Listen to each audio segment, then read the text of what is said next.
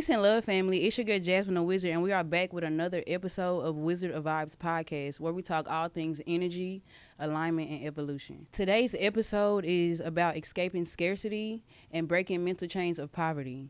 And the reason why I decided to do that as a podcast episode was because one of the things that taught me just to really become in alignment with what I wanted in this lifetime was just to break chains of mental poverty and just mental scarcity. And once I was able to free myself of that, I was able to really start to understand what my full potential was and also go and live it.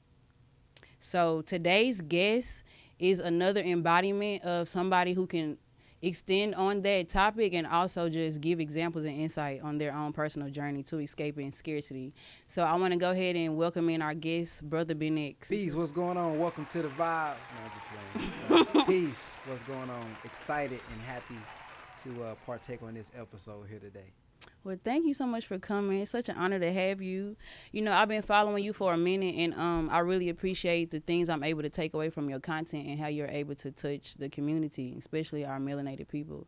So thank you for being an example, and just thank you for taking a leap on faith and just understanding that your purpose was just beyond yourself and you're able to extend it to others. So thank you to have you here. So, Brother Ben, we're going to get into, I just want my audience to know who you are. If the people who don't know who you are, I want them to become familiar with you, just get a little background story. So, since we're talking about escaping scarcity, this conversation is going to really be about the journey through that. So, we're going to start from childhood. Could you give us, a really brief background of your childhood or your upbringing?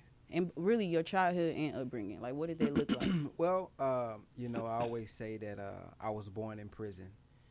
The first time I ever saw my biological father was in his casket. Well, I'm sorry to hear that. I recall seeing my biological mother maybe one time. I got 21 biological siblings, but I grew up as the only child. So my biological mother is my mom, who I call my real mom, is her cousin. Mm-hmm. And my dad is my biological mom's cousin husband, which is my dad. 4 of my siblings I grew up knowing because we would go, they would take me down there to East Texas and visit the 3 who stayed together, and then 1 stayed with me here in Fort Worth or the DFW area. I've been a basketball player since probably the age of 2. Really? Been playing basketball. I was an All-American basketball player in college, and I've been making videos probably since a little before 2010. I remember I made my first $100 on YouTube. Okay, back in 2010. I started making videos because I grew up as the only child, obviously, but I knew I had these siblings, so I would create skits where it's myself talking to myself. So they say I'm a Gemini since I'm born in June, so I would talk to myself and respond back. But really, that was my way of getting my creative ideas and thoughts out into the world without me having to be around people. So it was the best of both worlds. I can get my ideas out, and I'm not literally in front of people, so I'm comfortable. So that's why now all of my creativity takes place along my music, my automation. When I'm not doing a podcast, any video is probably done by myself. So I learned self-taught, YouTube, trial and error. Pretty much all by myself. So that was my upbringing, man. Basketball, football, anything that I've done, traveling has always been purpose-based to play basketball or now as an adult to speak. I haven't had many vacations because I believe that when I'm in my purpose, there's nothing to vacate from. So that's my, little synopsis of my childhood upbringing. Well, I want to first say thank you for being so open and so honest and just so transparent about something like that, because I know I can only imagine, I don't want to say I know, but I can only imagine what that journey felt like just as a young black boy. You know what I'm saying? Finding himself as a man, trying to understand life through all the changes and just different backgrounds, You may have went to school and saw other people's lives and foundation was a little bit different. So I'm really proud of you to see who you become today just knowing your background. And thank you for letting us know about Brother Ben. Thank you. I think that's pretty dope. I do have a few more questions for you about you personally. Was there a point in your childhood where you knew you wanted to prioritize financial stability? Like, was there ever a point, for example, some kids may grow up, not saying this was your case, but some kids may grow up wanting better than what they're living. Or they may say, I can't wait till I grow up because I'll never have this mindset, or I'll never have these practices or do these things, or I'll change it from my upbringing. Was there ever a point in your life where you was like, yeah, I want to prioritize financial stability as a child or as a young teenager? You know, back in middle school, I always wanted to retire my mom, and I was able Okay. to right before she passed. Damn. So That's beautiful. R.I.P. to when mom. I was maybe in middle school, I had a business called DLW Fly Distributors. And while I'm at my basketball game for AAU, my mama and my cousin, or not my cousin, my uncle and my best friend at the time, um, was passing out flyers for me. So I had this thing where I would go to businesses and say, "Hey, I'll pass out your flyers for 5 cents per flyer." And I was making about maybe $500 a week just from doing that back in middle school. But the moment for me was probably middle school going into high school. One, to retire my mom, but I always said, why am I going to school every day to a place I don't want to be at? I got to get up in the morning, follow somebody else's rule just to get a diploma and a degree and go live that same lifestyle. As an adult. As a job. So I never wanted to. So when I went to South Oak Cliff High School, man, I sold honey buns. Did you graduate from South? No, I graduated from DeSoto. Okay. So okay. I sold everything but crack, weed, and fentanyl. So okay, shout out to you. I had the Strawburst, I had Big Texas, Gatorade, so I was reselling that. And when I was at SOC, I even sold the eyelashes because y'all had them big old eyelashes. Like so kind of what Yeah, I sold them. I had to. The size is like 1-on-1. That's the size, right? So you was on your Jody. Yeah, you remember Jody on Baby Boy? He was selling them clothes to the fine girls. Yeah, so I was always selling because I just always wanted to be an entrepreneur and do something for myself because I just didn't want to. I never wanted a job. So I only went to college to play basketball. So when college and basketball started to feel like a job to me, I dropped out of, I even dropped out of college so I can, do what I'm doing now. So that was the moment, seeing my mom work so hard. She never really did anything for herself. I wonder if I got that from her, like the vacation thing. I never seen her take a vacation. I never seen her be like, all right, y'all, I'm going to do my thing for a week. I never seen her go to the mall for herself. It seemed like it was always for us. It was always for me. So, being able to retire her has always been one of my big dreams. And having a job, I know probably wasn't going to be how I could do that. That was a very smart way of escaping the matrix. Yeah. But you've had that mindset since youth, so it was really, they say it's in you, not on you. Yeah. It makes sense as far as why your purpose became to teach about it, because it wasn't nothing that was taught. It was something that was like literally inside. Yeah. So that's really dope. From a child or from youth, you kind of gave us some insight, but what was like examples of success when you were growing up? Success? Because I know you did mention a goal was to retire your mom, and congratulations for doing something like that. That's really dope.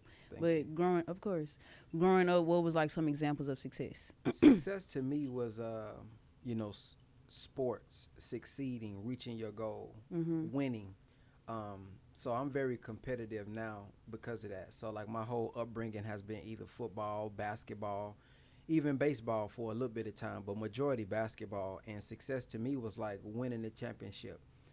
Going to state, going for Pop Warner, it was to go to Disney World, because that's where we had our championship. And I caught the winning pick one time to take us to Disney World. So for me, it was always, like even when I wrote what I want to be, it was never I want to go to the NBA. It was always I want to be an NBA All-Star. I always wanted to be the best. If I did magic, I want to be the best magician. If I, arm wrestle, I want to beat everybody. So I'm just a person that always wants to win, so I don't believe in like, oh, you got second place, that's all right, baby. No, I didn't win. Yeah. So for me, success was just like being the top of the top, the best. Allen Iverson, Michael Jordan, Kobe Bryant, being the best at what you do. So when I look at basketball today, I don't really know too many people. I know NBA All-Stars. I don't know like the person that came off the bench or nothing like that. So success to me was like not having to live a lifestyle that you don't want to. So when I look up to a rapper, or if you look up to an athlete, these are people that's able to take their gift, what they love to do, and make money from it. I don't believe success is making a whole bunch of money, but you miserable. You got a whole bunch of money in your bank account, but spiritually you bankrupt. You getting up, going to somewhere every day just to make 6 figures or 7 figures, but at nighttime, you don't sleep that well because you're not living within your purpose. So the Bible says your gift will make room for you and bring you amongst great men. So if I'm doing something that's in line with my gift, to me, that's success. If I'm making $100,000, $200,000 a year, but I'm living in my gift, I'm not outside of my role, to me, that's more successful than somebody who's doing 300, 500, $1 million, but you're doing everything and you're not really happy and you don't really feel fulfilled. So to me, Yes, it's really I taking agree. away things that I don't want to do and free enough to do the things that I would love to do. To me, that's success, no matter what the amount of money is. I shade. It's like you kind of got the mindset of Jay-Z when he was like, I didn't come here to be number two. Yeah. Like, I feel you. And if you continue to see yourself as number one, I mean, what you feel within is going to always show it on the outside. So you see yourself as number one, you will live that. Even if it take time for you to even understand that you always have been that, the universe and God, whoever you believe in or however you believe, will shift that paradigm and let you be able to witness it. So thank you so much for giving us some background about you. Very interesting. Some of the stuff I didn't know. Some of the stuff I had some idea, but I didn't know. You really out here, transforming and alchemizing your reality. So I think that's dope. Through many lives, you've lived many lives in one. So that's really cool.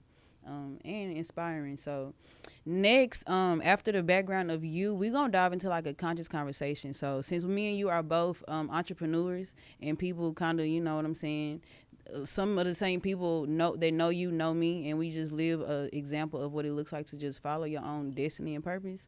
I wanted to talk about like the journey of escaping the mindset of like scarcity and lack. That's cool with you? Yeah. Okay, let's get into it because I know you be teaching. One thing he gonna do is teach you how to make some money. So let's get right into it. So many of us inherit a mindset of lack. From your perspective, where does the scarcity mentality in our community truly come from? I think the scarcity mindset comes from our parents, or our guardian, whomever we come up under. There's a book I advise everybody to get called Secrets of the Millionaire Mind. Okay. And what he talks about is your financial blueprint. We all have a financial blueprint. So he says that your subconscious thinking leads to how you feel. How you feel leads to how you act. How you act leads to the results that you have. So if I think that I'm a nigga, there's, my actions is going to line up with that. How much I respect myself is going to line up with that. So he says if you want to change the fruit, you got to change the root. Well, scripture bears witness to that when it says, be ye transformed, not by the renewing of your money, but by the renewing of your mind. I can be, somebody can give me $50,000, but if I'm not prepared for it mentally or subconsciously, I don't believe I deserve it. I'm going to find a way to give it back. A fool in his money will soon part. So for me, that book was very important into understanding like where this poverty mindset comes from. So for example, money don't grow on trees, or you think that white folks are the only people that make money or supposed to be rich, or only those who got a degree. Like when your parents are acting a certain way and living a certain way and they don't know how to save and they don't have a lifestyle of abundance, you actually are being trained to think a certain way and believe a certain thing, which leads to how you act. So if I believe I can't do it, why am I even going to attempt to do it? So, and there's not enough conversations about it. Like a lot of us run from the money conversation, but you slaving going to work every single day to a 9 to 5. You don't think your children see that? Right. So you telling them money not that important. Don't do this. But mama, I seen you sacrifice. Daddy, I seen you sacrifice going somewhere that you hate just for this dollar. Why wouldn't we talk about it? Right. And then when I'm looking up to a rapper, I'm looking up to an entertainer, you mad at me, but they look like they living a life of freedom. And they happy and doing what they want to do as far as what it look like. Yeah, what it appears to be. So I think it just all stems from our childhood, how our parents think, the things that were said to us verbally, the things that we read, the things that we saw around us. If you take your identity with your parents and you're like, well, I can't be no better than them. Or, a lot of us got our religion from our parents. So I think a lot of it just goes with our environment and our parents and how they manage money. How they manage money sometimes is how we manage money, like putting your money inside of a bank account. I mean, not a bank account, a piggy bank. The dollar is falling, so it's literally degrading and going down every single day. That's not a good way to save. You need to put it in something where the money is able to increase and grow and keep up with the rate of inflation. But to us, keeping a bunch of cash and pennies and all that, that's a great way to save, when technically it's not. It's not a good way to save. So if I put my money also in the bank and it's securing, 0.01%, is that the best way to save? Probably not. It's another vehicle I should be putting my money in. So if we're not talking about these situations, then as a parent, I don't feel comfortable because really I'm broke, I'm poor, I'm living in poverty, then it's never going to change if nobody else has that conversation with us or comes down to teach us.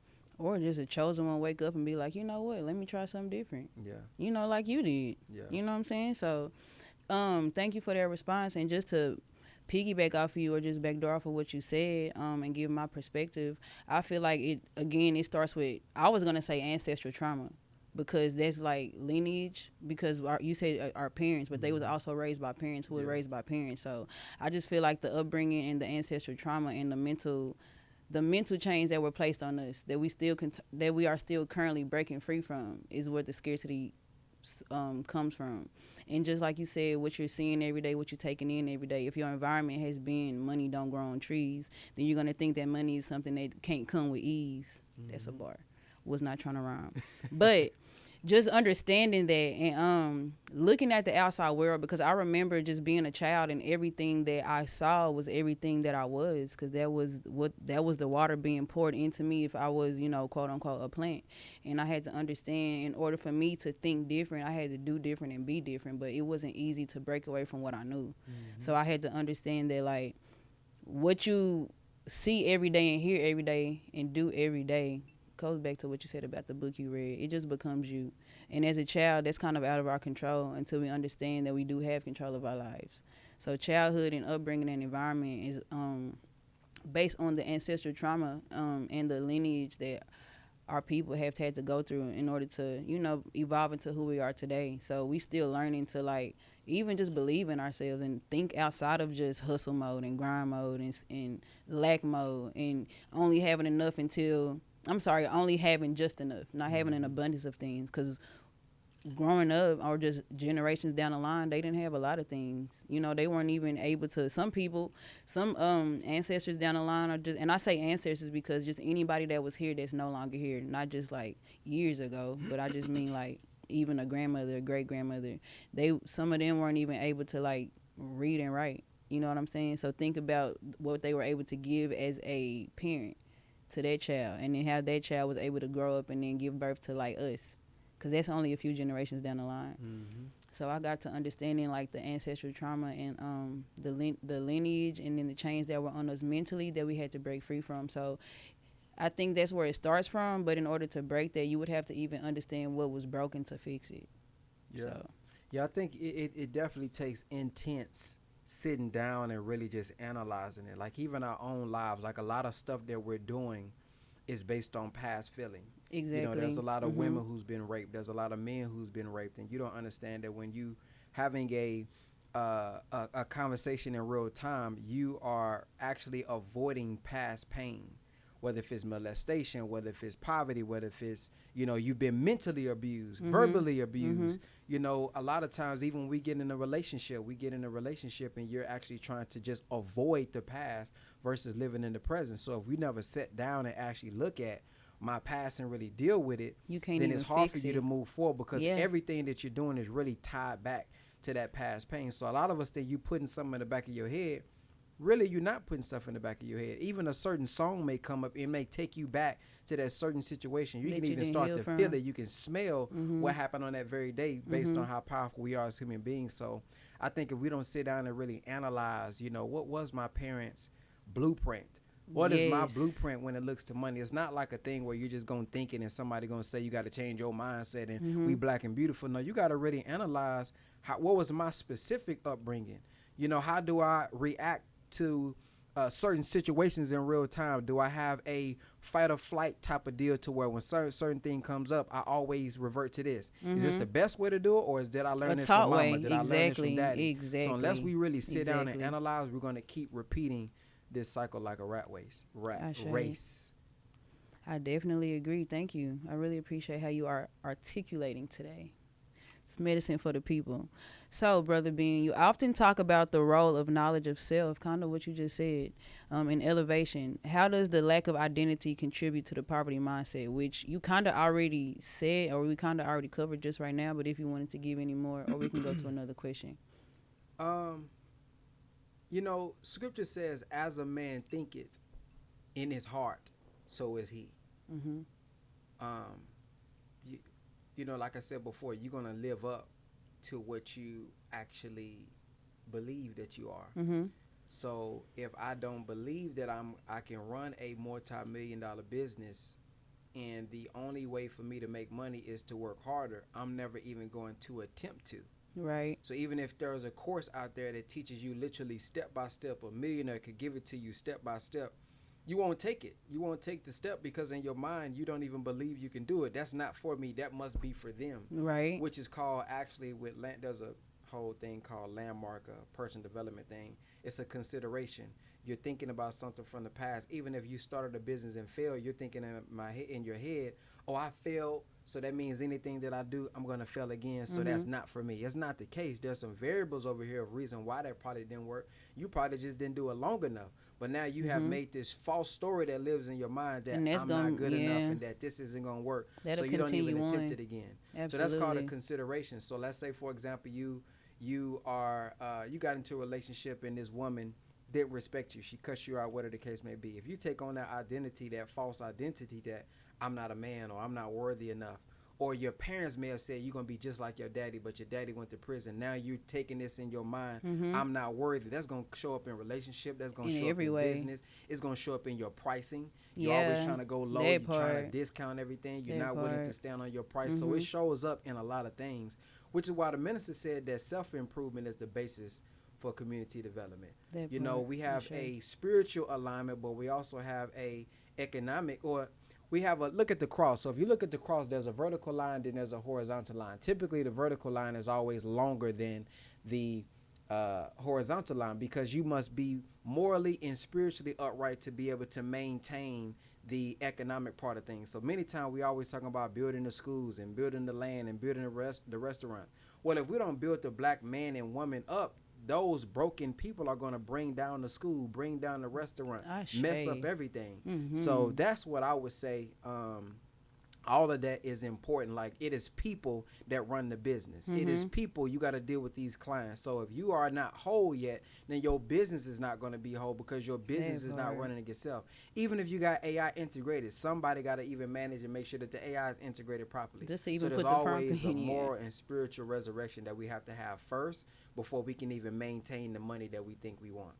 I like that. Thank you. He taking us to church. I didn't know he was gonna do all that. Wow. But I wanted to say there's two quotes that I like to that made me think of two quotes when you were speaking. The first one is, how you do one thing is how you do everything. And then my mind just went blank for the second one. My bad. However, oh no, it didn't. Something else that I like to live by is, what is the value of your spiritual bank account? Because you were speaking of the spiritual concept of it too. So those are the two things that I like to live by. And just to give my own personal insight, if you don't, like Brother Ben said, if you don't really see yourself worthy of something, you won't even have the idea, courage, or even desire to even try to go do it.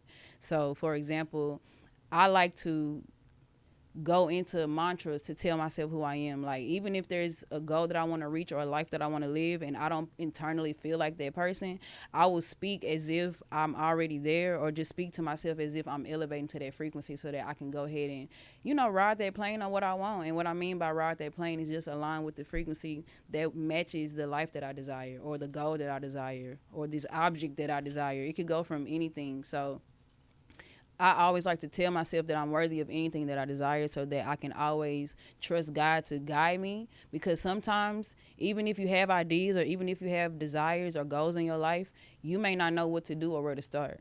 So I just trust that God is always, in charge of my steps, and always in charge of how I trust and how I move, and anything that I think and any idea that I have. I trust that it's from God. So as long as I tell myself that I am connected to God and I'm worthy of anything that I desire, then I'm able to see that in my reality, even if it's not right away. So I know you mentioned how businesses can fail, how people can give up. And it's not even that they failed. It's just the mindset, because it could just be a redirection of what not to do. You know what I'm saying? So they're not able to see the end result. So you have to understand that what you are trying to obtain is something that you know that you are worthy of, and that you are already there. You just have to physically see it. Because if your mind can think it, then your hands can hold it. So that's my insight on that. So thank you. Yeah, because we gods, man. Exactly. Yeah. And once you know that and embody that and understand that God is not outside of you, but God is something that you can go inside and connect to, and it's always there, then you can just literally live a life of abundance. No matter what that looks like, you just got to understand that your connection to God is like infinite. Yeah, the minister said, man, You know, the same way that God is able to say be and it is, that we see inside of the scripture. In the Quran, it says kun fayakun, which stands for be and it is as well. That's not an abracadabra thing where it's just, oh, be, I want to see Bentley. It's not going to happen that exactly. way. It's you have to come up with a plan. You have to organize. So if God organizes the angels and the forces and utilizes human beings, who am I not to have to plan? Who am I not to have to organize? Who am I not have to sit down and count how much money I have and what it takes to actually get there? And a lot of times I think we get to the end, but then we forget that it takes a direction now. So I said we all need a spiritual GPS, because I would say that, you know, if I'm driving down the street and I let my window down, I say, hey, Jazz, how do I get to what's the name? What would you say? It depends on what's the name was. I would tell you directions. How do I get to go? What you call it? Okay, you know, I'll tell you, bust the left, go this way, that way, boom, boom, boom. And I'll probably be lost because you don't know where I'm going yet. Type shit because you didn't say where. Yeah, so the person got to figure out, what do I want? Not, I want more money. Right. Because more money, I can give you $2. That's technically more money, but I know that's not what you really want. So once I know exactly what I want, then somebody can properly guide me on, here's the first step, here's the second step. And what I think a lot of us miss out on is that God has blessed us. Man, we blessed. Sometimes I think about, how do people know what food that's reasonable to eat in the very beginning? How many people died trying food so we can realize, nope, don't eat that? Right. How many people have died touching plants, certain things breaking out, so we now know you shouldn't do that? So now we got books, we got people, because before a written book, you got people that you can study that has already been through what I've been through. Somebody that already made money, lost money. Somebody that already got in a relationship and got a divorce. Somebody that already been molested by a man, been molested by a woman. Somebody that already done been fired by their job. So all we got to do is read and look at those who came before us, and we got the steps right before us. So I think a lot of times we just give up too early. It's not that we are failures. We just give up too early. Like, oh, I've been posting 3 to 5 times per day. Keep going. Hey, like, I got 40,000 posts on my Instagram. So a lot of people think, well, he posts like this, I'm going to say this hook, I'm going to edit my video this way. Yeah, that's a part of it, but it's not no magic bullet software that's going to blow you up. It's consistency. People seeing you show up every single day, and eventually it appears like you blew up, but no, all your work is just finally paying off. That part. Thank you. And that goes into an example I can give y'all for everything he just said. So as y'all know, or some of y'all may know, I dropped a natural hair care line. I have 5 different products, and one of my biggest products, or something I'm most proud of, is my lock gel. So now I don't have to go to the beauty supply and buy nobody else's. I got my own.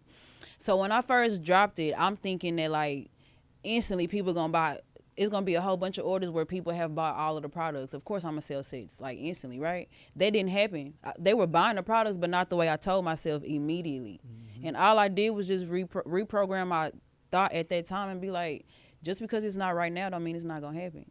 And, like, 5 days later, a whole bunch of orders coming in, and they want all 5 of the products. But if I would have gave up and been like, damn, I don't even want this hair care line no more. It ain't doing what I needed to do instantly. I didn't have that instant gratification.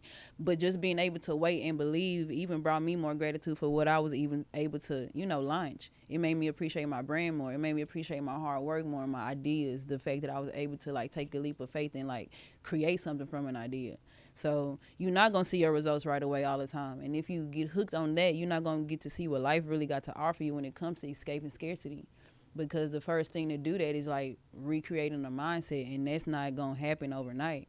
We trying to break, however old you are, you trying to break that many years of what has already been programmed into you. So you got to be patient with yourself, give yourself grace, and give yourself time to actually see this stuff turn out.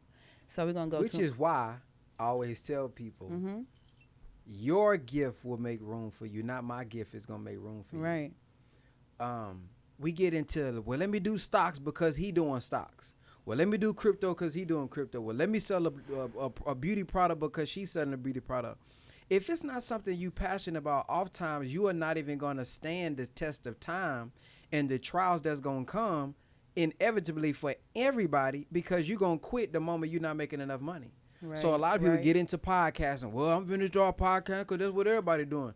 But yeah, you don't know that it come with maybe 6 months of getting less than 100 views. Yeah. But if you're expecting you get thousands of views, get all these millions of views within a certain time period, and if you don't get it, you quit. You weren't meant for that anyway. If I love it, I don't care if That 500 part. people watch me or they don't. I love to do this. I'm going to do Mhm. this whether if I'm getting paid or not. Very So I true. encourage everybody, man, if you want to make money and you really want to be fulfilled, man, find what your gift is, what your passion is, what you love, and just learn how to monetize that. Because I'm telling you, there are people on social media that I know.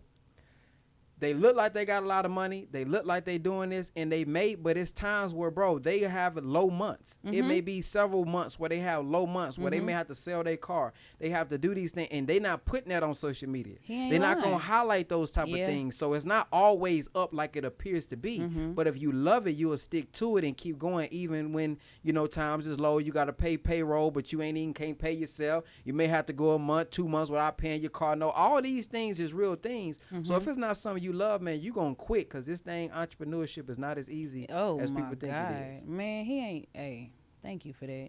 And they need to hear me and you say that, because I know we be doing our thing, living in our passion and purpose and doing what we love. But what he said, there is literally ups and downs. Like, the journey is not linear, and it's not just gonna go up. You're gonna have to literally understand that. So to backdoor on what you just said, I had a slow week for the first time in maybe 2 years. I've been booked and busy. You know what I'm saying? And I have just been so used to this, and I had to shift my mindset. I got a little sad.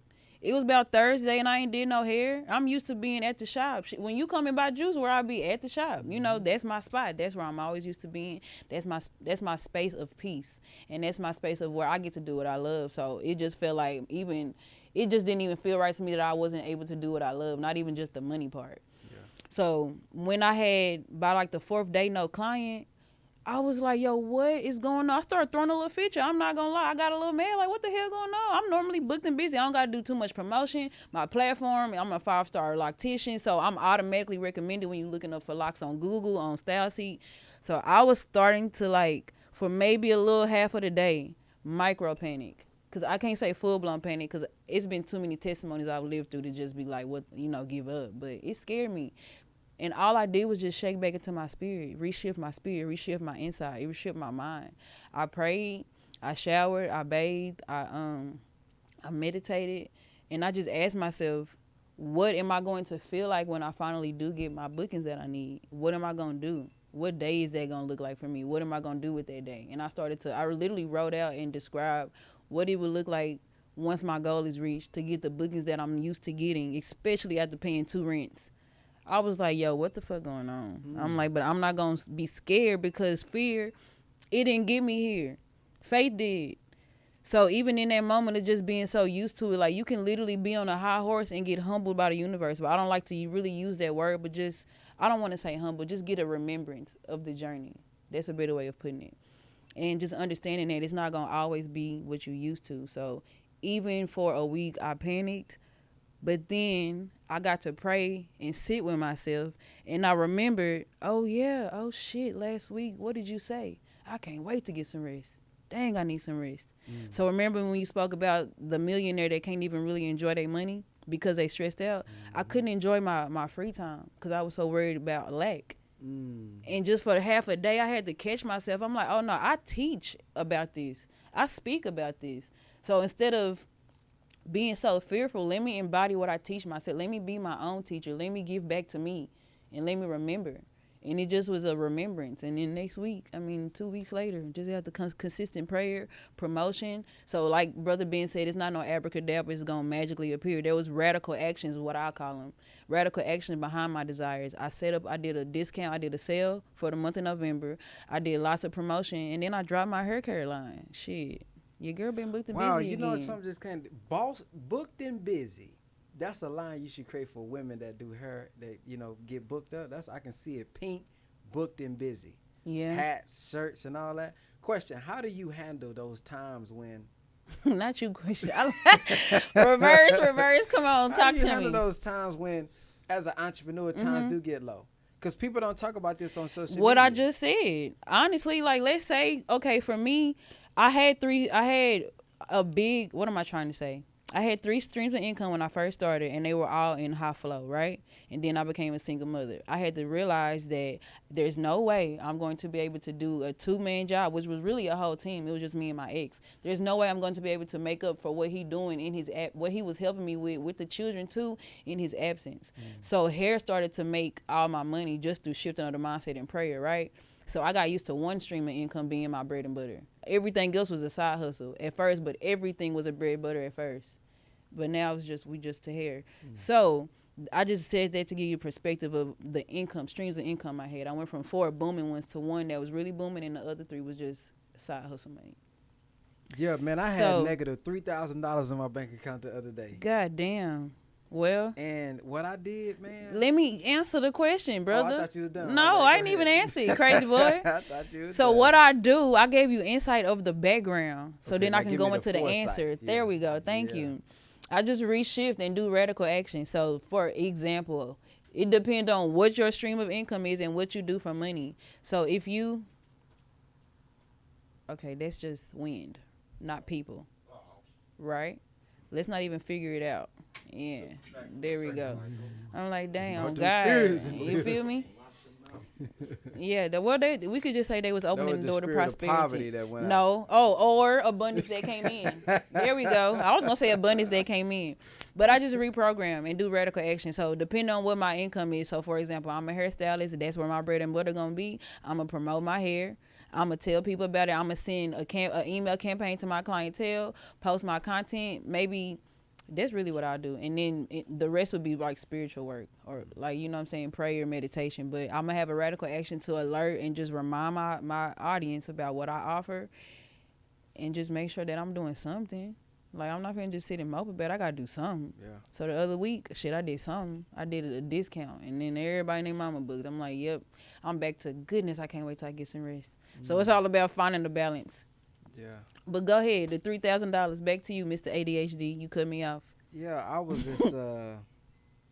I think about all of the years of how God came through, and I didn't know how it was going to happen. I forgot to say that. You know, so in some some people get so overwhelmed, and I heard shout out to Brother Coach Khan. He said, "You have won up to this time 100% of all your battles." Exactly, because you're still here. Yeah, 100%. I was like, wow, that's a crazy perspective, and it sometimes can get scary. So my life insurance came out, and I wasn't expecting it to. I was expecting it to come out in June.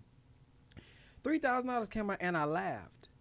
I wasn't depressed. I just like, boy, this is some funny stuff here. Mm-hmm. And it always get worse before it get better. So it just the message is, remember all the times God already came through for you. You've been in similar situations before, but don't depend on a mystery God, some spook God to come change your condition. He gives us wisdom. He gives us people to change our own condition as well. So the Quran says that Allah changes not the condition of a people until they change themselves. So I like how you said you took radical action. Too many times in business, things go by. I'm posting 3 to 5 times per day. I'm saying click the link in my bio. Nothing happens, so I must get a job. No, how many people have you called? How many people have you DM'd? How many people have you text? Like, what did you do? Did you contact 100 people? Obviously, if you contact 20 people, all 20 people not going to respond. Right. Maybe 2 to 5% people going to respond. Another of those percentage of people going to actually buy. So, like, look at your own numbers and see, what have I done? Sometimes it's not the enemy, it's not the white man, it's not the, world, life is life. And no, Negro, you ain't did nothing for your business. You have not done anything productive to bring about sales, to let people know you exist. So check that first, then let God do the rest. Absolutely. You know what I mean? That's what I do as well. So if I'm low or something like that, I need to make some extra money. Hey, man, I got 1,000 people that's on my Facebook, they in my Instagram, they in my CRM system. What am I going to do to make people know that I exist? And here's the thing. Here's why I say that. I call so many people sometimes, and they don't even know what my current offer is. As much as I post, as many followers as I have, I'm known all over the world, they were like, I didn't even know you had that. So I tell my students, you who don't have a brand, you're not really known, you're not really out there like that. You don't think there's so many people in your phone, on Facebook, on Instagram that don't even know about your products? That part, yeah. So always make sure that you are proactive instead of just being reactive talking about yeah. life is just life. That's What are you so going to do true. about it? Because when you even were just speaking right now, I forgot to even say I did something different. So I didn't just, on my slow week, I didn't just promote. I did something, like I didn't just promote on social media. I stepped outside of what I normally do to have a different action because of what my current situation was. So the change that I did was the email campaign. That's something I normally have never done, honestly. I sent the whole full-blown email campaign and saw my results, you know what I'm saying? So I did have to do more radical action than I normally do. So just to give you insight on when you said people are saying, they posting every day, or they doing this and they doing that. Well, I did that plus some. I didn't do the typical promotion. I'm like, how can I, if I need something to change, I need to change what I'm doing. But I need this change to show quick, so let me think quick. And I just, the email campaign, boom. And I have like 1,000 people who've ever booked me. So when I went to my platform, it's probably people who forgot that I still do hair. You know what I'm saying? People who forgot my number. They forgot the link. They don't got social media. It's so many other things. So that just gave me, you just made me think about that too, and what else I did different to get my results that I got. And I'm glad you mentioned that. People are busy, you know, like, again, that goes back to if you the little boy and the little girl who didn't feel worthy as a little boy, when somebody says not right now, you think you being rejected as a person. When you reach out and DM somebody and they don't respond, you think you being rejected as a person because you say, hey, click the link in my bio on Instagram, and it look like you ain't got no links. You think in your head that translates to nobody messing with me. My product isn't good. No, bro, you got all these followers and Instagram did not show it to everybody. Everybody didn't even know that you made this post. So I'm glad you said that because so many people forget. Like, even if somebody say, call me back later. I done paid for stuff and forgot the same day that I was supposed to show up on the Zoom. It's not because I didn't like it. Life happens. So when you're in business, man, don't be afraid to follow up. I am bugging you. I am nudging you. I'm nudging you to make a radical change in your life. You came to me for a particular reason, so I'm going to follow it with you until you tell me stop. That's what I'm supposed to do. So I appreciate businesses that follow up with me because I be like, man, I can't wait till they text me again. I forgot what the link was. That's what I was saying about my brand too. Some people probably just forgot about my link. Yeah, and some people will say thank you for following up. You're not bothering them. You're giving them a service or a product that's going to add to their lives. Yeah, we've been cooking. So, like, some of the stuff you've been saying kind of answered some questions. So we get to go, like, down 2 questions. But I shaded that. I'm really thankful for this conversation. It's even teaching me or making me remember certain things just as we speak. So people think poverty is just financial. What does emotional or spiritual poverty look like, and how does it block wealth? I think it kind of goes into the conversation that we have. You have to have spiritual strength to go through a time when your money, your bank account is in the negative. When you don't feel inspired. See, you got to have a certain amount of mental, spiritual strength when you don't feel like working. There's many days when you like, man, I don't want to get up and create content. I don't want to get up and serve. I don't want to get up and teach.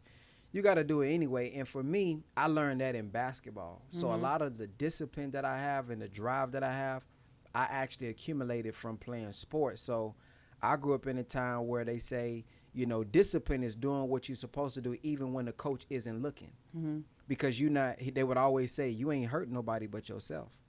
So you have to study on your own. You have to, you know, whatever it is, whether if it's the Bible, the Quran, spiritual, whatever that you do, that's a big part of your economic growth because you're dealing with people, you're dealing with having to overcome certain business partnerships that don't work. Like, how do you handle when somebody leaves? Like, that could be a big, if I lose a partner, that's draining. Like, I know what that feels like to have $1 million day and then the whole entire business goes down because of men can't get on a call and say, I'm sorry or I was wrong.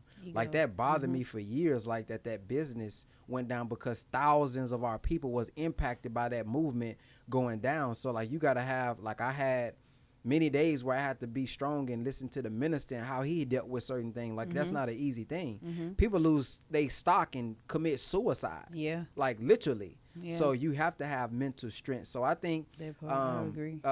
Mental, I always tell people mental self-improvement is even more powerful in like technology and posting on social media and the technical things and utilizing AI. Like you can go to YouTube and learn some of those things like literally in probably 30 minutes. Yeah. And many people think it's the technology part that's gonna make you grow when it's actually not. Like you can download Zoom, you can download TikTok, you can do the latest dance, but it's like a whole behind the scenes thing, man. Behind the scenes of handling being a parent, handling being a parent and doing entrepreneurship, handling being a spouse and doing entrepreneurship, handling, it's like a lot of stuff that comes with that. And if you can't handle that weight that's on your shoulders outside of just the business, you're gonna fail. You're gonna give up. What about when you get a bad review and people say, man, this was trash? Like, how do you handle that? Ooh, I remember my first one. I only got one. Yeah, how do you handle pissed. that one? You can have pissed. 500 positive reviews, but that one gonna stick out. Man, I text her. My message didn't deliver, so I sent it from somebody else's phone. But I wasn't on no aggressive or negative shit. I just was like, wow, when and how did you even have a negative experience? You recorded me do your hair the whole damn time. Yeah. But it was a bad experience. What? Yeah. So yeah, he ain't lying, y'all. Yeah, like when I remember if like it I'm was mentally yesterday. down, man, and I mentally have a poverty mindset, have a lack mindset that shows up in business partnerships. See, in business, you want to bring on a partner that's actually better than you. Mm-hmm. I want to focus on what I'm good at, but what if this person comes on, but then I have a little insecurity that don't nobody know about? So when this person gets to shine, I'm now envious of this person. That's another. So now you're looking at Cain and Abel, who ain't necessarily two people from 2,000 years ago. These are two possibilities that can take place between man and woman, where my brother didn't do nothing to me. God just chose this person. He didn't say that I was rejected, but because you was chosen, I want to kill you. I want to destroy you. And it's not always kill physically. What if I want to kill your reputation? I want to kill your image. I want to kill the success that you have. That's taken away from me being grateful for what God has done for me. So all that shows up into business and messes up the money. Thinking like that too, you ain't gonna get to see your own blessing trying to take other people's. Even if you do take it, even if you do kill their name, kill their reputation, you still ain't gonna get nowhere. Even if you do get to think you gonna get somewhere, that shit gonna get taken from you so quick because it wasn't built out of love and passion. So yeah, I'm glad you touched on that because that can go into our other topic. So or not topic, question. How do you handle when your family and friends no longer understand you? I'm gonna go in on this one too, but I'm gonna let you go first. When your friends and family don't understand you, why you are escaping scarcity and poverty and elevating through that. Like, how do you handle no longer resonating with people who started with you? You know how you outgrow your crowd, outgrow your circle as you grow and elevate financially? I'm trying to think of a time. For me, how I handle it is it's hard, honestly. Yeah. My past company that I was with, that I helped build, was probably the so far best years of my entrepreneurship life. Mm-hmm. I seen us go from me trying to just sell something for $25 a month to $250 a month to $2,222 a year, from going from 6 figures in a year to 6 figures in a month, 6 figures in a week, 6 figures in a day, to literally having $1 million day where everybody is literally getting paid whatever they wanted. So like we literally had a Zoom call and be like, well, how much do you need to make in order to work for us full time? Well, I need 6,000. All right. Well, I need 7,000. All right. Well, I need 8,000. All right. And we paid it. So we paid like over 2.3 or 1.3 whatever million to our people in a year. So to have that and then like things go wrong and separate, it still bothers me to this day, honestly. I got you. So, you know, but how I handle it and cope with it, we plan, but Allah plans, and Allah is the best of planners. So I've also seen how I've grown from that situation. Yeah. I've seen how I maybe didn't like confrontation at that time. I would just do something behind the scenes to just do my part. Now I have no fear. I'm more confident in addressing issues like head on because of that situation. If it wasn't for that, I wouldn't have been in this, in this position. I'm used to being the guy in the back, don't talk. I mark it, do my thing, and go back. but I can see how I was supposed to be. God takes me through his specific curriculum to get me where he want me to be at the end of the day, and he don't care about my feelings. So that's one of the ways that I handled it as well. Like he know, like if it wasn't somebody close to me, I wouldn't have felt it. Cause he know how I grew up as an only child. If you don't like me, I really don't care. So if you are somebody that's close to me, he know, okay, it got to be something like this to get his attention. So I just look at it like that way, man. What is Allah's plan when it looks as this? When I'm at, we down on earth.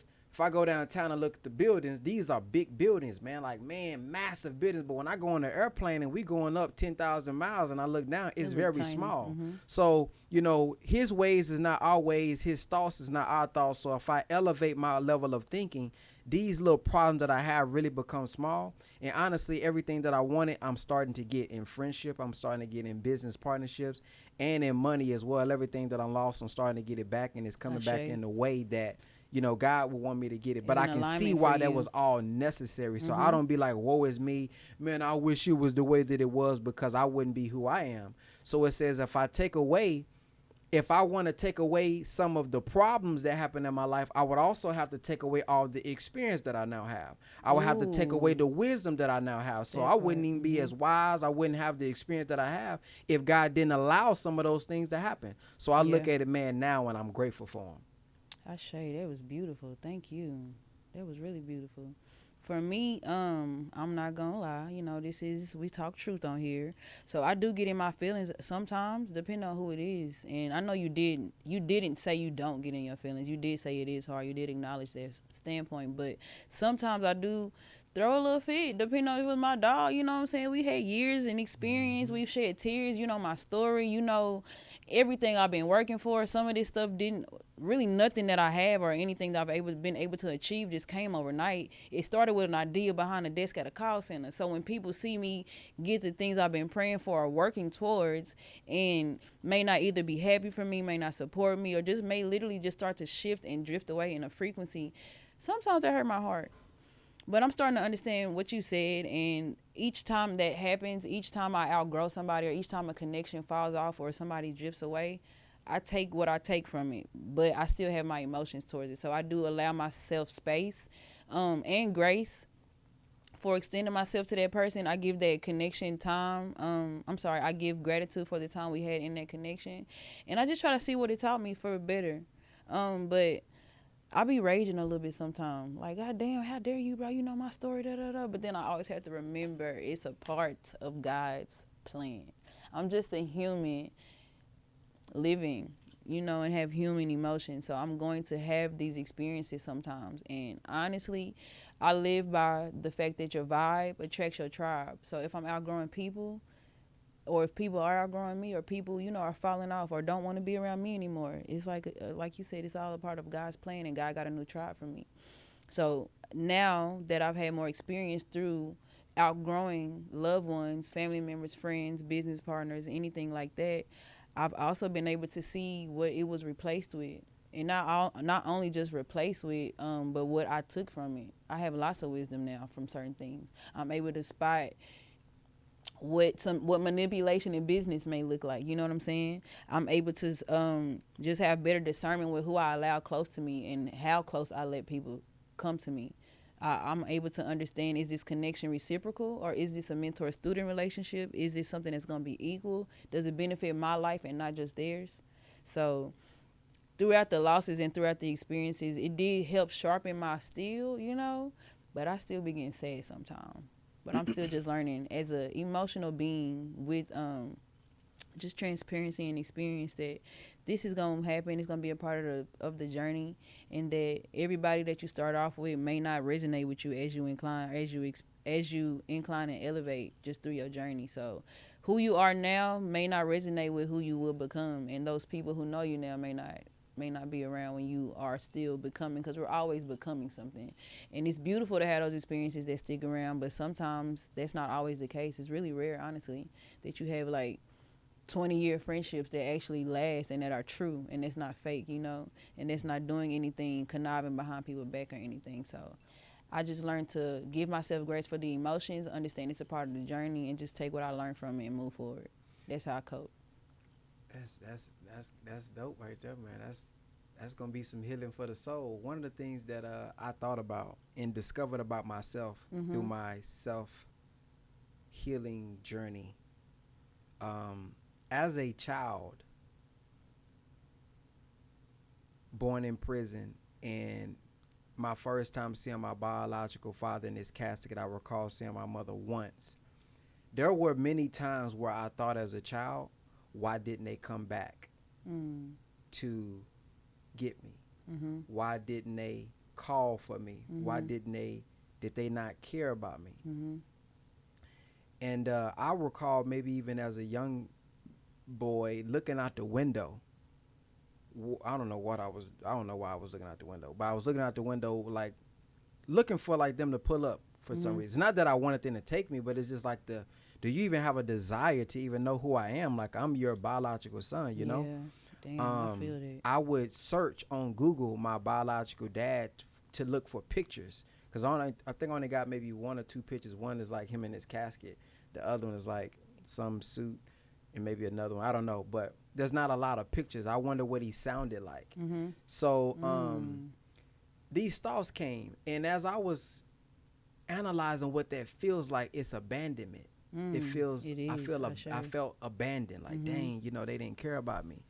And I'm saying all that to say, in business, that's what it felt like when somebody that's close to you, that you trust, somebody that you grow to love, especially me, who's like an introvert and I don't really need nobody around. So if I let somebody in on that type of level and then they, you know, do something, like, it hurts even worse because I probably didn't want to let you in the first place. Right. And so it felt like abandonment.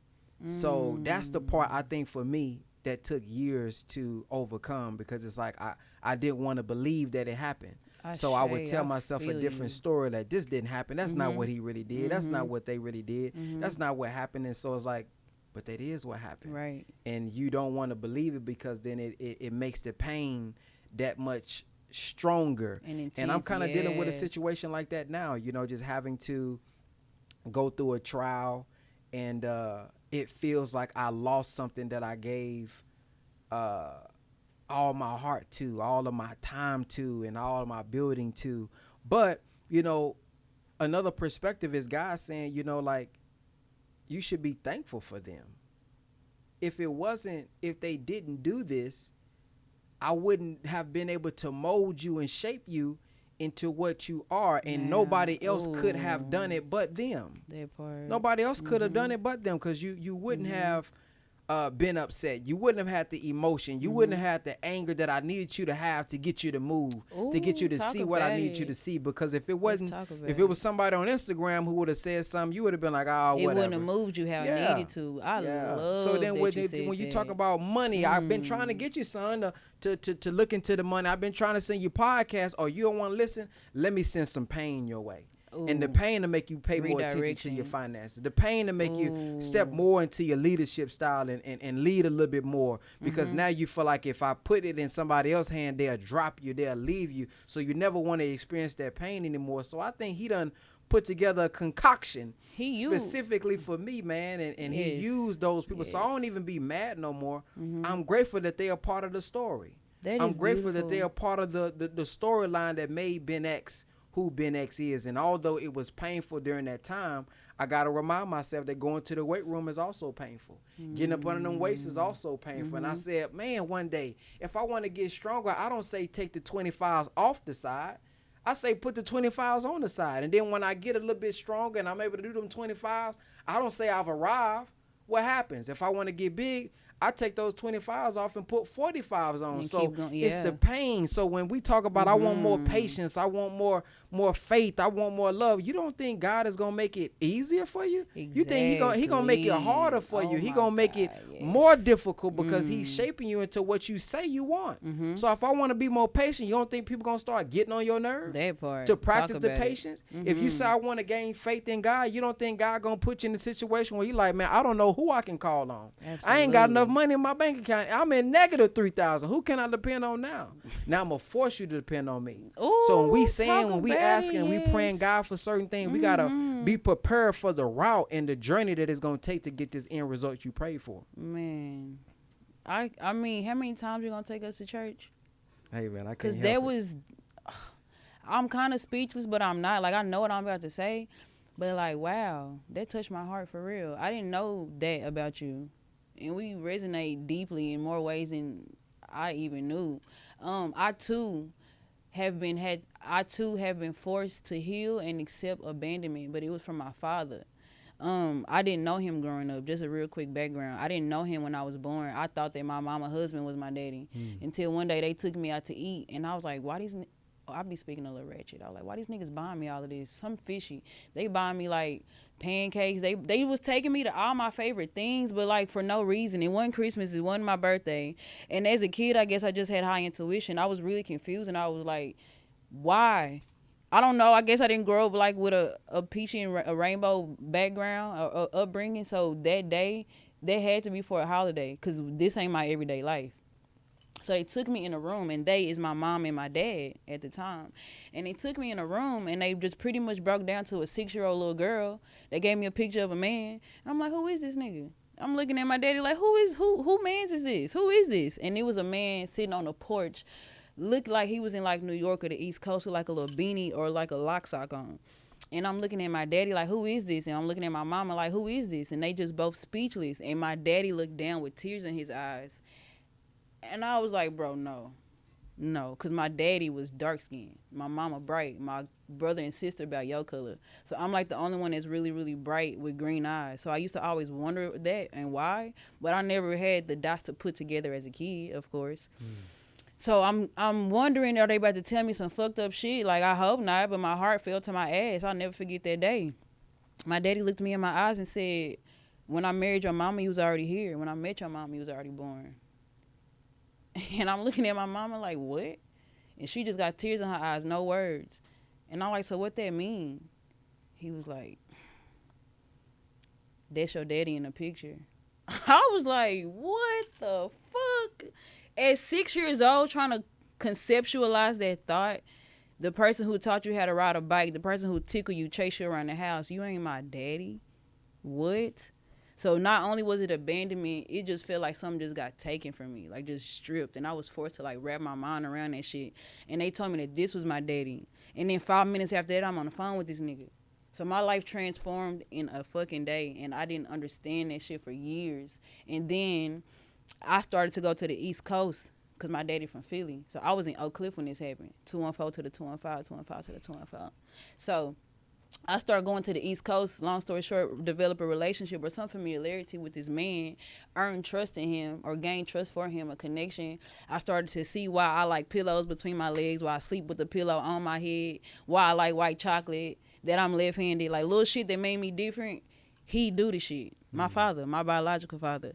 So we became really, really close, and I found finally this missing piece that I couldn't understand that was missing, but I finally got to touch it, got to hold it, got to sleep with it. I never felt comfortable laying on a man's chest, not even my father who raised me, but I laid on his chest, and I remember like crying because he used to fly down here and had to fly back. So I dealt with deep depression as a little girl. And I remember when I finally became really close to him and we just had like some type of consistency in our relationship at 21, he looked me in my eyes and was like, I wish I never met you. And I was like, nigga, all these years, I'm like, so why the fuck did you come back and find me, bro?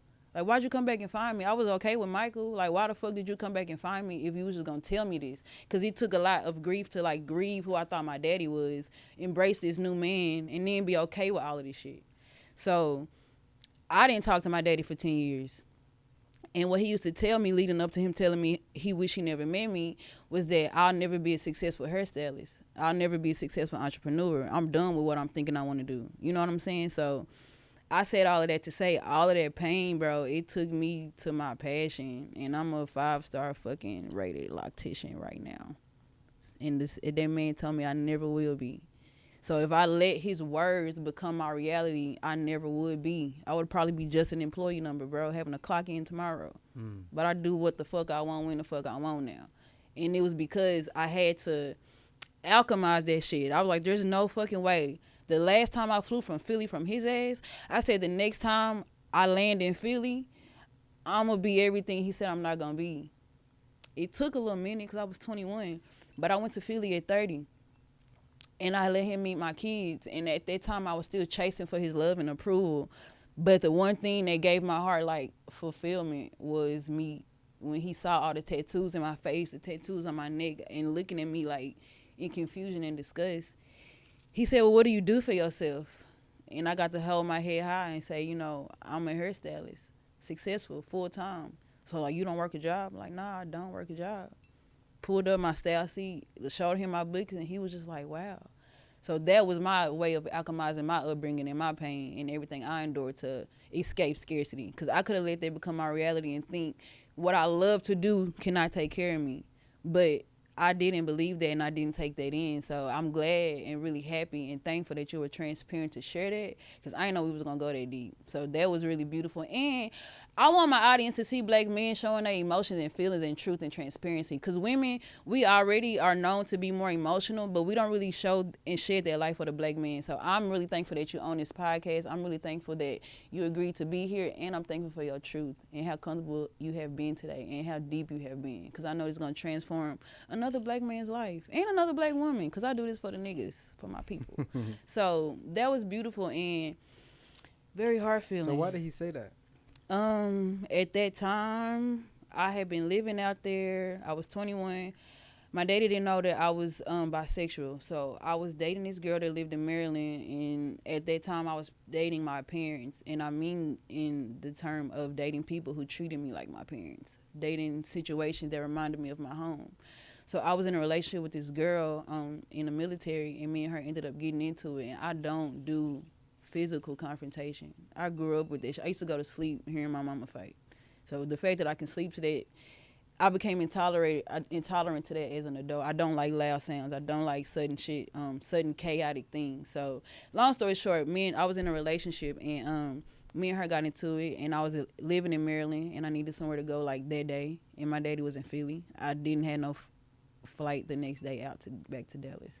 So I called him and I told him that I live in Maryland. Me and my roommate got into a fight, and I need to leave. He picked me up, and my daddy got mental disorders. I don't really know what he diagnosed with. I know one of them is PTSD. He has other things, but he just like really is sporadic. So it could be anything or nothing at all. It could be something you laugh too loud, or it could just be that he just want to go off on you. But him and his baby mama at the time was into it, and he told me I'm the reason that they into it. Kicked me out after I moved out of that girl house, my partner. And I was just trying to get my clothes so I could move back to Texas. And so I was walking up to the car. I'll never forget that day, bro. I was walking up to his car because he had agreed to meet up with his baby mama who he was arguing with. But she brought me there so that I could beg for my clothes back because she was a flight attendant. So she got my flight back. She brought her mother and she brought me. And my daddy was in the car waiting for her. But instead of her walking up, I walked up. And he rolled the window down and I was like, can I get my clothes? And it took me back to when I was 16 when a nigga made me walk to work one day. He didn't look at me, bro. He didn't even look out the window. He just was looking straight. And he was like, no. And I'm like, I can't get my clothes? He was like, nah. I'm like, but why? He was like, because you ain't my daughter. And this nigga had a new daughter on the way, bro. I had just lost my first child, too, maybe like a year ago. And this nigga was like there for the birth. So that was very triggering. And I was just like, what did you say? And then he's just like, I wish I never met you. And I think I called him a bitch. I went in. And I remember crying. And I think I was either finna hit him. I was finna do something to him. But I remember his baby mama. Remember I said her mom was there? Mm-hmm. They weren't married, so she ain't my stepmama. Her mama just held me real, real tight. And she like, he don't mean that, baby. He don't mean that, baby. And I didn't see him again for a long, long, long time. So that's why he did that. He was angry. He was just trying to trigger me. But the lady who was hugging me and consoling me, she was like, Randy, you better give my grandbaby her goddamn clothes. Give her the damn key to the apartment. She ain't even my grandmother. My grandmother got shot by my grandfather when my mom was 11 years old, and then my daddy mama was a crackhead. So this lady literally adopted me in that moment, and I felt so good and so protected because I don't even get granny hugs and never know what that shit felt like. So he gave me the keys. I got my shit, and I ain't seen him for like 11 years. I still travel back and forth to Philly sometime to see my little sister. My little sister named Dallas. It's funny that they in Philly and they named her Dallas. And she came a year after my first child made their entrance but didn't make it. So yeah, a little bit background about me. And I took all of that pain, the loss of my first child, the acceptance of the relationship with my dad, and I just re-alchemized that shit. So like when I went back to Philly, even though we don't talk and we ain't cool, out of nowhere he had all these resources for me and my brand that he wanted to help me with, and he could do and teach me this and teach me that. Same shit he told me I couldn't do, now he want to help with. So the tables turned, and it just felt good to be like, damn, I'm really living in my purpose. Because when I lived with him at 16, I was doing hair too. Like, I literally been doing hair since I was 8 years old. I've never not did hair. As long as I was old enough to, like, go to, like, school or, like, summer camp or stuff like that, I always did somebody hair. Everybody be on the in the playground, I'm on the curb braiding. Then I had an audience, too, because I'd be like, yeah, y'all finna watch me do this. I like being watched doing hair. It was just always something that came second nature. So that's what happened. That's how I alchemized my pain, and that's my current situation, just overcoming all of that and giving myself everything I ever needed. So I repairing myself, and I also repairing myself, but then I give that to my children. So I want my children to have everything that I didn't. So I know we've been talking about, like, how do you escape scarcity? One of them is to, like, experience what that shit feel like. And that was through my childhood. So I'm able to alchemize that and change that and renew my children. You know, and it's only going to get better from here. Because my daughter, the way she think now, she already think of, like, wealth and generational wealth and, like, locking in money and, like, thinking of ways she can make more money. Like, she'll go ask me for some money, then ask my brother for some money, then go ask my stepdaddy for some money. And don't nobody know that she done did that. But guess what? She done tripled her income. 8 years old or 9 years old. So shout out to Novi Moon. But yeah, that's a piece of my story. Thank you for asking. Thank you for showing interest. I know that was something you didn't know. And I definitely didn't know your story of as far as how you took that. I knew some of it, but we never got to talk about what you took from it and how it affected you. Yeah. So today being a really beautiful conversation. I do have 2 more questions just for our audience, and then it'll be just like something they can take from this conversation. And then we can wrap things up. I didn't know I was going to go to church, Brother Ben. You took us to church. Hey, we took each other. So we're going to close it out with 2 questions. One of them is, as Black entrepreneurs, how do we avoid burnout in the name of grinding? Do you have any advice, insight? Yeah. When I first got started, man, on my entrepreneurship journey, I did everything. Mm-hmm. And I had to get out of doing everything, because if I did it, it would happen fast. That's where I think a lot of entrepreneurs burn out, is we don't know how to delegate. And if you are having to do everything yourself first, make sure that you just document and put together what they call a SOP, or a standard operation procedure, so that when somebody comes in behind you, they're doing it the way that you will want it to be done. So I can edit videos, but at this moment of my life, editing videos isn't the best use of my time. And there are probably people out there nowadays that went to school for it. They do that full time, like I do what I do full time. So it will benefit me more by just simply paying them to do it and save me that time. So I think it's just a mindset shift. As a solo entrepreneur, you do everything yourself. I'm shooting a video, I'm editing a video, I'm doing the thumbnail. Like, that's not the best use of your time, and you're not the best at all of those different things. That is so true. And so when you're doing everything in your head, it seems like you're making a lot of money, because, you know, all the money goes to you. You ain't got to pay nobody. But the thought that you have to, or the question you have to ask yourself is, if I didn't have to spend 2 hours editing this video, what else could you do? What could I have been doing that is my gift that would have made me more money anyway? Mm-hmm. So that's just the thought process that I would give, is to make sure that you understand how to delegate, and it's okay that it may take them a little bit longer. Don't get so caught up in, if I do it, it'll happen by tonight, because that's what I suffer with, because it gives you more peace. You know, it gives you more peace when you're literally just in your lane and you doing what you do. And you didn't ask this part, but be okay with what you bring to the table. As a basketball player, sometimes you may be on a team and you don't seem as valuable on a certain team with a certain coach, but when you go to another team, you're the all-star, and they wonder why you playing like this on this team, but over here it didn't seem like you was that good. It's not always you. It's sometimes your environment who don't value what you bring to the table. Let's talk So about for it. me, I know what I bring to the table as far as my brand, my trust, my creativity, my thought process. Sometimes that's not always enough. And so when it's not enough, you may feel like you're not enough. No, it's just that y'all don't see the value that I have, or I may just be in the wrong environment. So just finding your gift once God discovers, or you discover through God, That part. what you are meant for, be okay with just doing that as an entrepreneur, and God will bring you the people that does the bookkeeping and the paperwork and all this stuff that you may be not good at. So that's why I always hold on to the scripture that says your gift will make room for you and bring you amongst great men, because if I'm great at what I do, I'm naturally going to be attracted, or I'm going to attract great people that's good at what I don't do. And then we team up together, and in unity, we can get the overall mission accomplished. You also attract the guidance and how to. Yeah. But for me, I don't want to do it. No, I'm saying like as far as if somebody has a goal and they don't even know where to start. Yeah. You'll still just naturally attract that. You might come across a Brother BenX post about teaching digital real estate or something. You know what I'm saying? So I like your response. I was going to say, dang, what was the question again? Yeah, sometimes I'll be forgetting what the question is midway. Oh, burnout. I give myself, but you said something I wanted to piggyback on. I just forgot what it was. I give myself time. Not doing everything yourself. That part, because that can go into my answer. Have faith and go do that shit. If you scared money don't make no money. People say that, and I didn't really understand it until I'm being forced to live through it.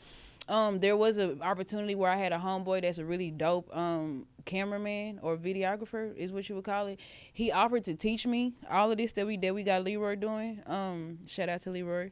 Shout out to Leroy. I'll tag him. Y'all gonna know who that is. I'm sure y'all seen him in some of my posts or the page. But there was an opportunity that he taught me. He was gonna teach me how to film and edit. I'm like, bro, I got 2 kids. I got to cook dinner when they get home. I do hair all day.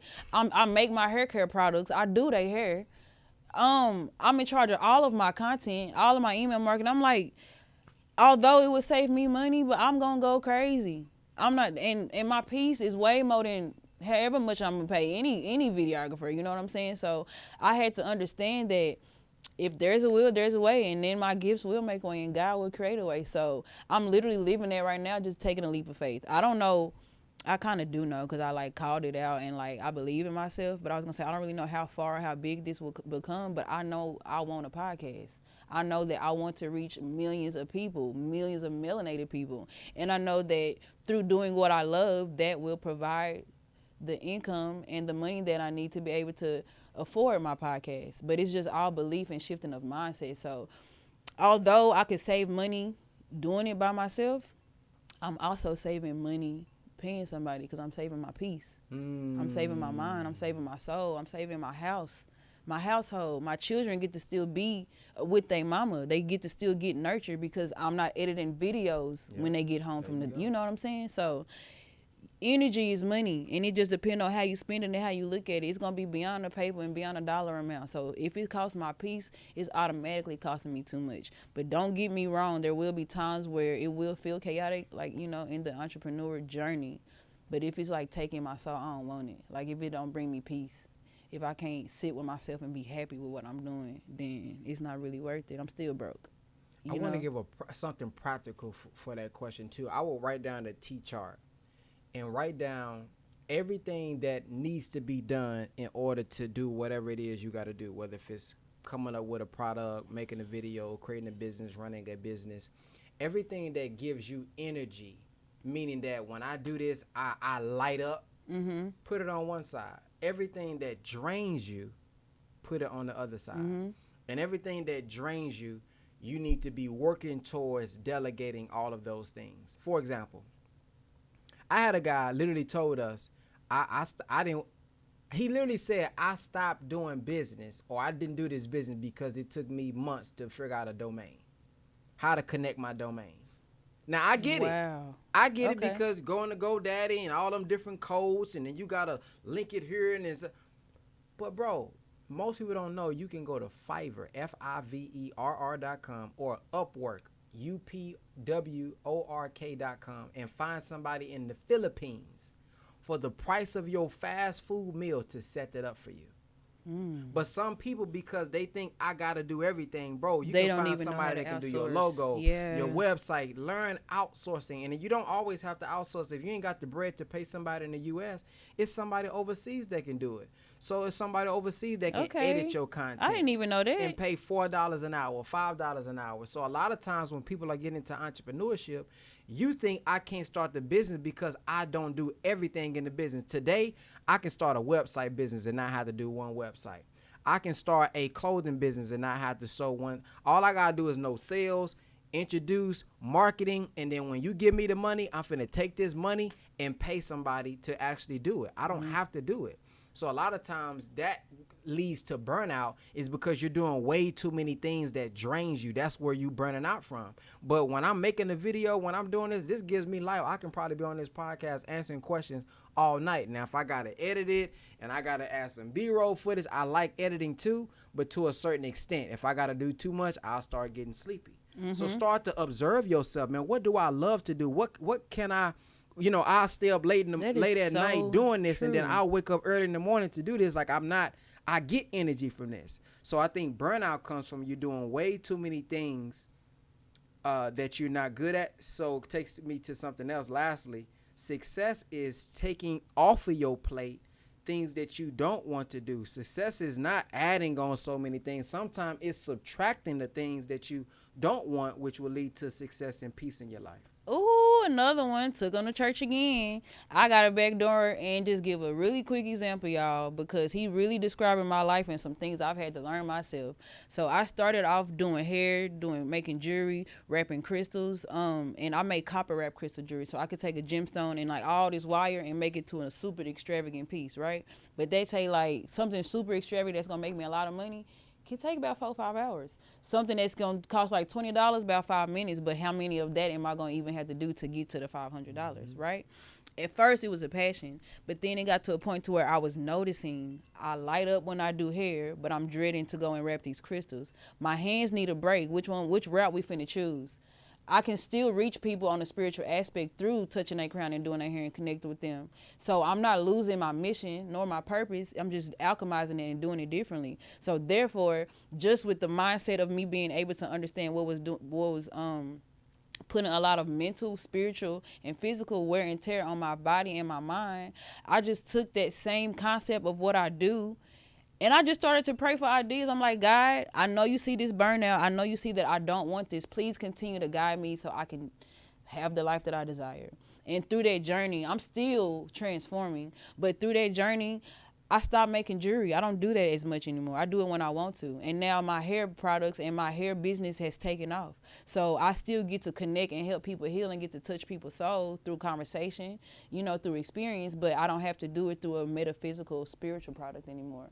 I still get to do what I love, but I only do what's lighting me up and not what's draining me. So even that led me to a podcast though. You know what I'm saying? And I wouldn't have ever known 4 years ago that I was going to be sitting right here talking to Brother Ben about escaping scarcity. However, the journey helped me transform into seeing what do I light up about? What do I love to do? And one of the things I love to do is help people and inspire people and motivate people and help people remember, encourage people, especially, I said this for the niggas, my melanated people. So what way can I do that outside of all this physical labor? That was just a thought and a prayer. I started getting invited to podcasts myself. I started getting invited to speak. I started getting invited to MC, to host, to do all these different things. And all of that experience brought me to the confidence and courage to do something like this. So I'm glad that you said that, because you literally broke down my journey to where we at right now in this very seat. So, yeah. Yes. Thank you. I think this is going to be one of your best podcasts. Thank you so much, Brother Ben. It's been a beautiful conversation. So I don't think we're going to have to answer The last question, the way we converse, we kind of have been answering like 3 questions in one. So I like our People tell me that all the conversation. time. Do I got a gift? Is that Maybe. that gift I got? Yeah, that's that gift you got. You know So, what you need. you're hilarious. I said thank you. I want to thank you. I want to thank our audience. I do want to highlight Brother Ben. I met him at a market, Pan African Connection. So shout out to Pan African. And when I saw him, everybody around me, or like not literally everybody, but like 5 or 6 people kept saying, "Is that a brother? That's Brother Ben." And I was like, "So are they calling him that because that's like his rap name, his stage name? Is he literally somebody's brother?" And then this one girl was like, "Oh, that's a brother."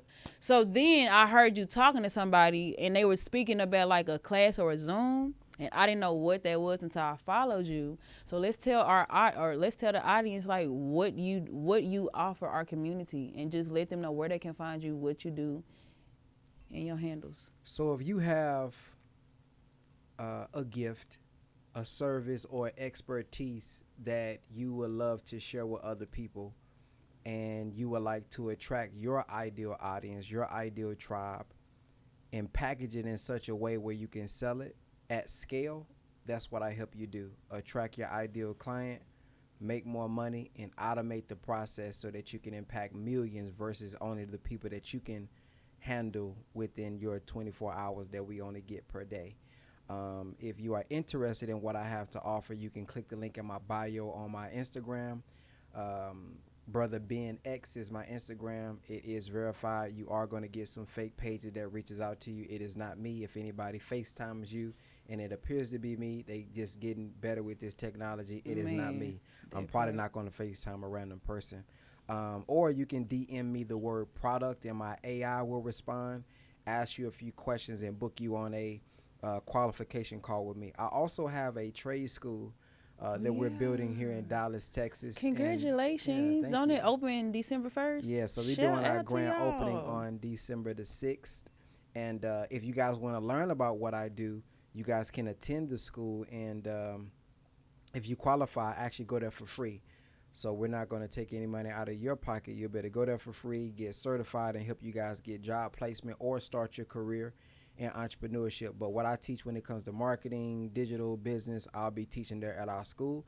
You can go to www.bwftradeschool.com to pre-register. If y'all know anybody that's 18 through 24, single mother, single parent, coming home from prison, background, got a felony, all of you all will qualify. If you ever been in a foster care, you'll qualify to come to our school free of charge to you. And we'll take care of you and help you get this knowledge that we have. That's beautiful. And again, I'm proud of you. Congratulations. It's so dope. I love seeing my black men in power doing their thing and positively impacting the community. I wanted to gift you with something. I know you don't got locks, but you do got a head, which has a scalp. And then you got kids and they got hair. So I dropped a hair care product. I'm going to have to scoot over there and grab it. Or, yeah, you got me? Thank you so much. I dropped a natural hair care line and something I think that would really benefit you and your babies and your family. Thank you so much. Yeah, because my hair, my scalp be dry, so I know. Okay, so perfect. This is our Zen drip, named after my baby boy, Marley Zen. I know you seen him a few times at the shop. This is hair and scalp oil. I would say beard as well, but you know you be shaving your beard or whatever. So I would like to gift this to you. Thank you. Of course, it is herbally infused, and all of my products sit in herbs for 2 months before they are transferred to the bottle, so they're literally infused. And it smell good. What it smell like to you that you be telling me it smell like? It smell like maple syrup. Only in his world, y'all. I promise it don't. There's no maple in my oil. I don't know why he be saying it, but yeah, go ahead and put some on your scalp. It's gonna help with hair growth. It'll help with moisture, and it'll be really good for helping if you have any dandruff or psoriasis because of just the herbs that are in there. But yeah, will it help these women who got them bald heads and like them little ponytails they put? It'll help them? You add on, yes. It'll help them, yes. So listen, if you got them bald heads and I know you got them braids up under them wigs, and when them wig come off the little, you know what I mean, that little bitty ponytail, if you want you to have a real ponytail, long hair that, you know, that can be pulled and all that good stuff y'all like to do, you need to get that Zen drip. Get the the Yeah. Zen Drip It is. hair and scalp oil. So when you do this here and all them flakes come out your head, that's white, that's called dandruff. Zen Drip is gonna make that drip away out your head. What? Zen Talk Drip, to him. yeah, so your hair can be dripping. Yeah, There with we that, go. and sauced up Hey, and all oiled up. Yeah, I'm finna use that clip. That's gonna be my commercial, y'all. So when y'all see Brother Ben on the timeline, just know, hey, that was freestyle, and I did not pay him. Thank you so much for that. I like that off the dome. But yes, y'all can find Zen Drip and all of my other hair care products and spiritual tools on my website, www.wizardwavesllc.com, and you can also find that link in my bio if you follow me on any of my social media platforms. And to let y'all know what Brother Ben said, I got fake pages too. Don't fall for the tricks. We both verified accounts. That's how y'all can know it's us. Thank you again, Brother Ben. I wanted to close this session out with a mantra that I like to say to myself to remind me of my own personal abundance. I like to tell myself in the morning or in the rising, money comes to me easily, money comes to me fast, money likes my company, and when money comes, it lasts. And anything outside of money that I want to attract to myself, I replace the word money and I say it in that same exact pattern. So peace comes to me easily, peace comes to me fast, peace likes my company, when peace comes, it lasts. So hopefully that mantra or just the idea of that can either help y'all or y'all can get creative and create your own. One of my other favorite quotes I like to wrap this up with that I have been having since I've even had a brand is internally heal so that you can externally flourish. So I hope that y'all enjoyed today's episode and really are able to take away from how to elevate and escape the scarcity mindset. So hold on, I got one. Go ahead. Oh, you got you. Come on, let's get a jingle going. Peace comes to me easily. Money comes to me fast. And if it don't come to you fast, oh, you got to get up off your ass. Bro, I be telling Brother Ben, he talk like an old man, y'all. Don't he talk like an old man? Like, I be like, boy, your body is about 31, but boy, your soul about 72. I like that one. I'm going to say that too, because you got to get up off your ass sometime. It be your own ass holding your back. So I like that. But yes, y'all, thank y'all so much for tuning in. Make sure y'all like, share, comment, and subscribe. Make sure y'all follow Brother Ben. If y'all not following me on Instagram, make sure y'all follow me, Jasmine_the_wizard. Check out his school website and all of the he has to offer, and make sure y'all check out my website as well. I'm gonna make sure I drop the links into the description. Shout out to Leroy and the team for this amazing episode, and I will see y'all next time. Peace and love. Peace.